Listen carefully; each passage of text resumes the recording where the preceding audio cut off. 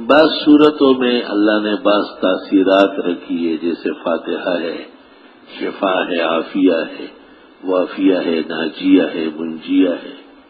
سورہ بقرہ ہے سحر اور شیاطین سے بچنے اور ان کے مقابلے میں صحت و شفا کا باعث ہے۔ آل عمران ہے جو آسمان و زمین میں چمک رہی ہے۔ ہر صورت کے کمالات مسلم ہے۔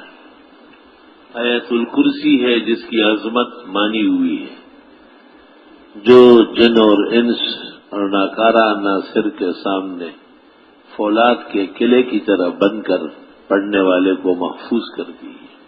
سورہ یاسین تو قلب قرآن ہے، قرآن کا دل ہے۔ دل کی جو اہمیت زندگی میں ہے وہی اہمیت قرآن میں سورۃ یاسین کی ہے۔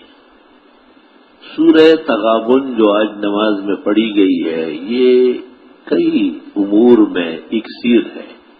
مثلا ایک لا علاج مرض سے شفا میں معین و مددگار ہے، ایک ظالم کے ظلم سے اور ایک سنگ دل کی سنگ دلی سے رحم اور احسان کی توقعات پیدا کرنے میں تیر بہدف ہے۔ رکی ہوئی دعاؤں کو آگے بڑھانے میں اور مرادیں بھر لانے میں بہت ہی انسانی زندگی کا سہارا ہے۔ اور سب سے بڑھ کر یہ کہ شر سے، فساد سے، فتنے سے، بال بچوں کے، مال کے، بیوی کے، عزیز و اقارب کے، ان کی سازش مکر اور تلبیس سے بچنے میں اللہ نے اس صورت کو بڑی صلاحیت عطا فرمائی۔ پڑھنے کا طریقہ یہ ہے کہ 41 مرتبہ پڑھی جائے، خواہ ایک مجلس میں ہو یا متعدد مجالس میں ہو۔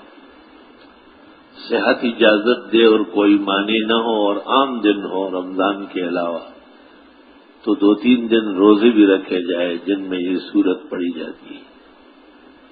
مساکین اور فقراء کو خیر خیرات بھی کی جائے اس وقت جو اس صورت کا تشکر ہے، اور اپنے مدعا اور مقصود کو مضبوط پکڑا جائے اور اللہ کے حضور پیش کیا جائے۔ اور یہ صورت راتوں کو بھی پڑھی جا سکتی ہے، لیکن بہتر سحری کا وقت ہے۔ پھر دوسرا مرحلہ نماز فجر سے پہلے کا ہے۔ تیسرا مرحلہ کہ فرضوں میں یا سنتوں میں پڑھ لی جائے۔ فجر کے بعد بھی پڑھی جا سکتی ہے، سورج نکلنے کے بعد بھی، لیکن ابتدائی مراحل بہت بیشبہ ہے۔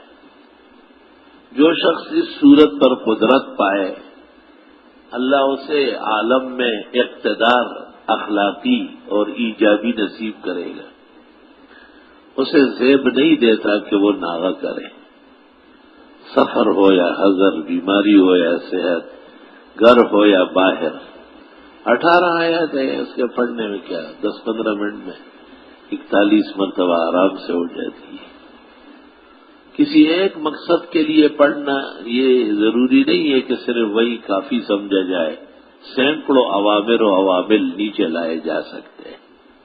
جیسے ایک آدمی کی بیماری اور تکلیف کو دور کرنے کے لیے سورہ تغابن پڑھی جاتی ہے تو یہ بھی کہا جا سکتا ہے کہ اللہ ہمیں بھی بیماریوں سے بچائے اور بھی بہت سارے بیماروں کو صحت شفا دے۔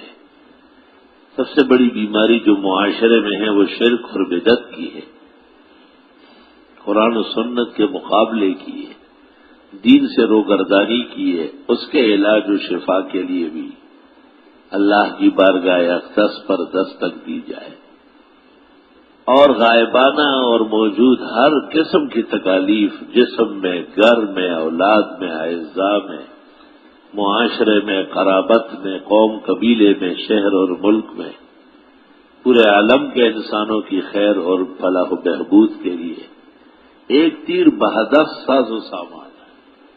طلباء اور علماء کی تو شان نہیں ہے کہ وہ یہ سورت 24 گھنٹے میں نہ پڑھے، اور لوگ بھی جو قدردان ہیں انہیں بھی آہستہ آہستہ ضبط کرنا چاہیے اور پڑھنا چاہیے، اور پھر اس کی تفسیر و معانی سمجھیں گے تو اور حیران رہ جاؤ گے کہ کس شان و شوکت کی یہ سورت ہے۔ اسی طرح جس عمل کا پتہ چل جائے اس کا احترام کیا جائے، شکر کیا جائے۔ اللہ اس کی حکمت، علم اور بہرمندی کے چشمے جاری کر لیتا ہے، اور بعض اوقات توقع سے بڑھ کر فضائل و معارف نظر آتے ہیں۔ بہتر ہے کہ متعین پراپیگنڈا نہ کیا جائے، فوری طور پر جیسے روشنی ہونے لگتی ہے تو نہ اطلاع دی جائے، برداشت کر لے اسے۔ بعض اعمال ایسے بھی ہیں جن کی ابتدا میں کچھ آزمائشی سختی پیش آتی ہے، اس سے بھی گھبرانے کی ضرورت نہیں۔ کوئی صورت جلالی نہیں، کوئی صورت نقصان کی نہیں، یہ سب غیر مسلموں نے عورتوں کے ذریعے پراپیگنڈے کیے، فلاں آیت جلالی ہے، فلاں صورت جلا، کوئی جلالی ولالی کوئی چیز نہیں، خیر ہی خیر، ہر صورت ہر آیت جلال بھی ہے اور جمال بھی ہے، خیر ہی خیر ہے، شر فساد نقصان کہیں بھی قرآن میں موجود نہیں۔